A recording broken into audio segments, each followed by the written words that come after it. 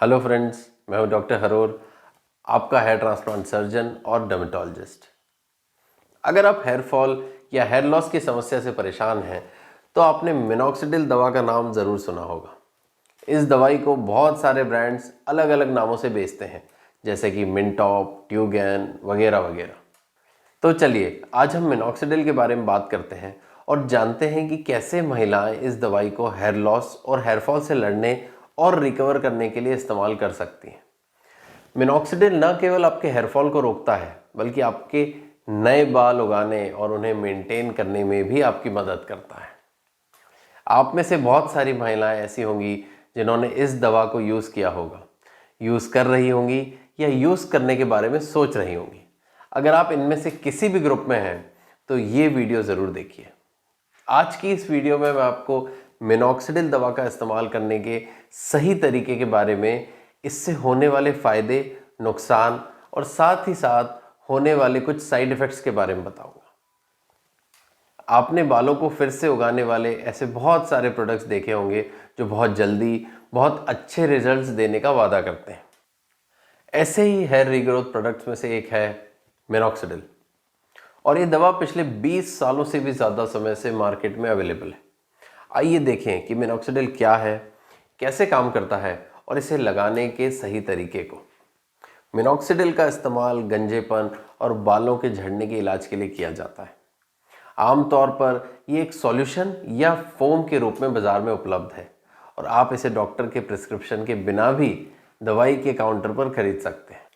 Minoxidil एक FDA approved उपचार है जो कि पुरुषों और महिलाओं दोनों में ही समान रूप से प्रभावी साबित हुआ है।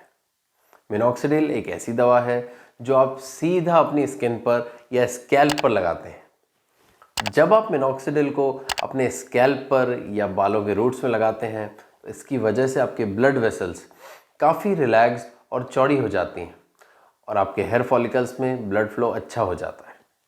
इसकी वजह से आपका शरीर नए बालों के विकास और पुराने झड़े हुए बालों को वापस उगाने में मदद करता है।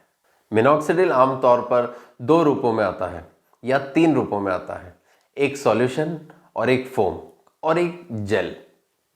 फोम लगाने में आसान होता है और सॉल्यूशन की तुलना में आपके बालों के रूट्स में और आपके स्कैल्प पर अधिक समय तक रहता है।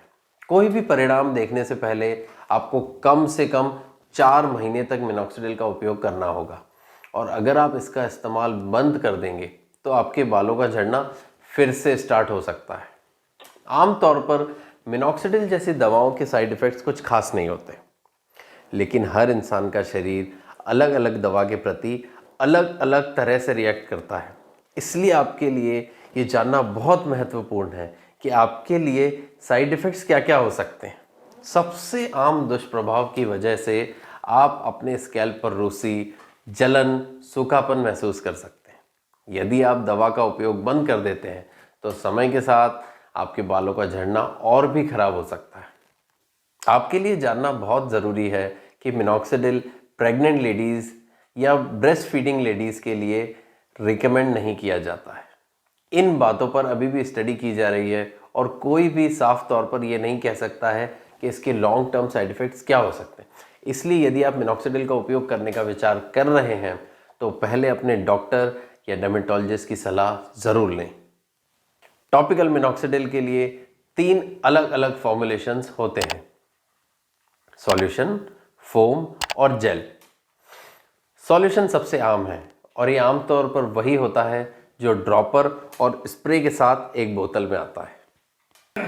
फोम एक नया उत्पाद है जिसे लिक्विड मिनॉक्सिडिल की तुलना में अधिक प्रभावी दिखाया गया है, और जेल उन एरियाज़ में लगाया जाता है जैसे कि आईब्रोज। ये फीमेल्स में 2% से स्टार्ट किया जाता है। अगर इसके यूज़ करने के बाद भी हेयर लॉस ठीक नहीं होता तो आपके डॉक्टर इसकी कंसंट्रेशन बढ़ा सकते हैं, 3% या 5% तक भी ले जा सकते हैं। टॉपिकल मिनॉक्सिडिल के सभी टाइप्स को सीधे स्कैल्प पर लगाने की आवश्यकता होती है और आपको पैकेजिंग पर दिए गए निर्देशों का सावधानीपूर्वक पालन करना चाहिए। इसके अलावा मिनॉक्सिडिल लगाते समय 4 और महत्वपूर्ण बातें हैं जिनका आपको ध्यान रखना है। पहला, मिनॉक्सिडिल को अपनी आंखों के अंदर, चेहरे के ऊपर और मुंह के अंदर न जाने दें। दूसरा, मिनॉक्सिडिल लगाने के तुरंत बाद अपने हाथ अच्छी तरह से साबुन या हैंड वॉश लगाकर धोएं। तीसरा, मिनॉक्सिडिल लगाने के बाद अपने बालों को एक पोनीटेल या जूड़े में बांध लें। चौथा, मिनॉक्सिडिल लगाने के बाद अगली सुबह अच्छे से शैम्पू करके अपने बालों को धो लें। और ये ज़रूरी नहीं है, अगर आप शैम्पू नहीं कर रहे हैं तो मिनॉक्सिडिल ना लगाएं, कोई बात नहीं। अगर आप शैम्पू करना मिस भी कर देते हैं या ऑल्टरनेट डेज या 1 in 3 days करते हैं, तब भी आपको मिनॉक्सिडिल को लगाते रहना है। एक और ज़रूरी बात, मिनॉक्सिडिल का इस्तेमाल पीडियाट्रिक एलोपेशिया यानी कि बचपन और किशोरावस्था में होने वाली शुरुआती गंजेपन या बालों की डेंसिटी कम होने की समस्या में भी किया जाता है। ये जेनेटिक कारणों से या वातावरण में आ रहे बदलावों की वजह से हो सकता है। ऐसे में आपको घबराने की ज़रूरत नहीं है, ये काफ़ी आम बात है। ऐसे केसेस में भी हम हेयर ट्रांसप्लांट की जगह मिनॉक्सिडिल लगाने की सलाह देते हैं और इसके रिजल्ट्स भी काफ़ी अच्छे आते हैं। आप अपने गिरते, झड़ते या कम होते बालों की समस्या से आज ही छुटकारा पा सकते हैं। तो आप भी देर मत कीजिए, आज ही डर्मा मिरेकल क्लिनिक आइए और हमारे डॉक्टर्स की सलाह लीजिए और हमेशा हमेशा के लिए झड़ते, गिरते और कम होते बालों की समस्या से छुटकारा पाइए।